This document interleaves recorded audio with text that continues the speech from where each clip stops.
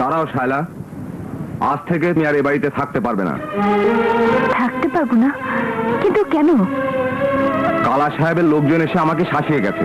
তোমাকে যদি আমি এ বাড়িতে থাকতে দেই তাহলে ওরা আমাকে জানে মেরে ফেলবে। শুনুন, আপনারা তো ভয় পাচ্ছেন কেন? দেশে কি আইন পুলিশ বলতে কিছুই নেই? আছে বাবা, আছে, কিন্তু তুমি জানো না ওরা কত ভয়ঙ্কর। আর তুমি এই অসহায় মেয়েটাকে এখানে রেখে দিতে চাও? ওরা কি একে বাঁচতে দেবে? দেবে না।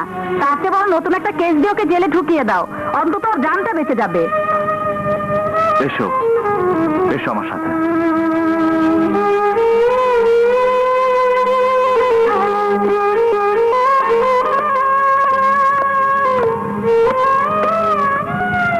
আজ থেকে তুমি এখানেই থাকবে। আমি এখানে থাকবো? হ্যাঁ। না মানে, আমি এখানে থাকলে মানুষ কি বলবে? মানুষ? কোন মানুষের কথা বলছো? ওই মানুষ যারা সবকিছুতে নীরব দর্শকের ভূমিকা পালন করে। আমি যদি ওই মানুষগুলোর কাছে তোমাকে রেখে যাই, ওরা তোমাকে বাঁচাতে পারবে? না, পারবে না। ওই শয়তানগুলো যখন তোমার শরীরটাকে কেটে টুকরো টুকরো করে হাড় মাংস এক করে তোমাকে দুনিয়া থেকে সরিয়ে দেবে, তখন কি কেউ এগিয়ে আসবে? না, আসবে না। তা বরং সমাজ বলে তো একটা কথা আছে, সমাজকে বাদ দিয়ে কি আমরা চলতে পারবো? সমাজের ওই মানুষগুলোকে আমি চিনি শায়লা। ওরা পারে শুধু দুর্বলের উপর আঘাত হানতে, আর সবলের সামনে মাথা নিচু করে দাঁড়িয়ে থাকে ওদের কেনা গোলামের মতো। ওদেরকে আমি ঘৃণা করি, ওদেরকে আমি ঘৃণা করি। তুমি আর আপত্তি করো না শায়লাবু, তুমি এখানেই থেকে যাও, তা না হলে ওই কালা তোমাকে মেরে ফেলে।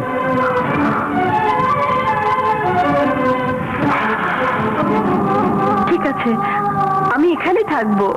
এই তো আমার লক্ষ্মী বাবুর মতো কথা।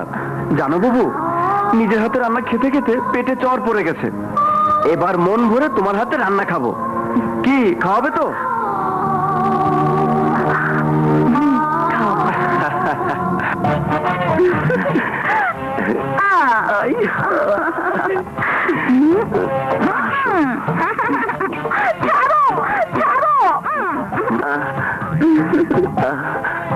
জানো, আমার কতদিনের স্বপ্ন তোমার নিয়ে ছোট্ট একটা ঘর বাঁধো।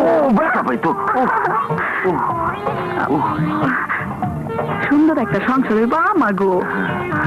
সারাদিন আমি অপেক্ষা করুম। আর কেতকুতি লাগে তো কি চোখে দিয়ে অন্ধকার দেখতে শুরু করতেছি, মনে হয় সূর্য ডুবে যেতেছে। ওইদিকে কি দেখো? শোনো, সন্ধ্যা হয়েছে, যাও বাড়ি যাও। এই আমি যে কি জ্বালায় আছি কেউ করতে পারছি না। এই দাঁড়াও, দূর, তুমি যে কেমন পুরুষ বুঝি না। মানুষ প্রেমিকারে পাইলে জোর করে আটকে রাখবার চায়। আস্তে, আর তুমি খালি কো যাও যাও। আর তো তুমি বুঝবা না, আমার বিজলি বাতি নিভা যাইতেছে। আর একটু পরে আমার সর্বনাশ হয়ে যাবে। সূর্য ডুবনের লগে লাগে আমি অন্ধ হয়ে যাব। অন্ধ হয়ে যাইবা? আর না না, মানে আমার মন অন্ধ হয়ে যাবে, আমার বিবেক অন্ধ হয়ে যাবে, আমার নিয়ত খারাপ হয়ে যাবে, আমার মতলব খারাপ হয়ে যাবে। আমি তোমাকে চাপতে ধরে ফেলবো, কোলে তুলে নিয়ে বিছনায় ফেলবো, আমি তোমার সতীত্ব কেড়ে নেব। তুমি আমার সতীত্ব কেড়ে নিবা? নাও না ডার্লিং। আরে না না না না, এই বিয়ার আঙ্গ সম্পর্ক খারাপ হোক এটা ঠিক না। যাও ডার্লিং, তুমি বাড়ি যাও, যাও যাও না, আরে যাও। মনে সূর্য ডুবে গেছে।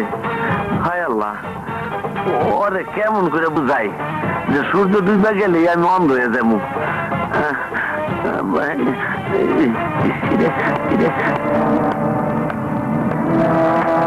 স্যার, আমাকে ডেকেছেন?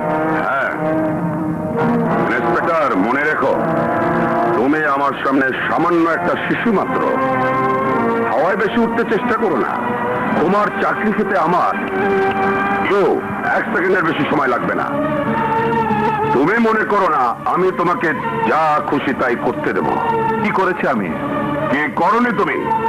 শহরের গণ্যমান্য ব্যক্তিদের তুমি হুমকি দিচ্ছ, তাদের সাথে বেয়াদবি শুরু করেছো, ক্ষমতার অপব্যবহার করছো। এজন্য কি সরকার তোমাকে বেতন দিয়ে বলছে? মনে করেছো তোমার তাফালিং আমি বুঝি না? সব বুঝি। শোনো, আজকের পর যে কোনো সিদ্ধান্ত নেবার আগে এবং কোন অপারেশনে যাবার আগে অবশ্যই তুমি আমার পারমিশন নিয়ে যাবে। সে সময় যদি আপনি না থাকেন? আমি ফিরে আসা পর্যন্ত অপেক্ষা করবে। ফিরে আসতে আসতে এর মধ্যে যদি কিছু হয়ে যায় তো? Stop it! বড় অফিসারদের সাথে কিভাবে কথা বলতে হয় তাও তুমি জানো না। আর একটা কথা শুনলাম, ইন্সপেক্টর হাসিবের কেসটা তুমি নতুন করে খুলতে চাইছো? Yes sir.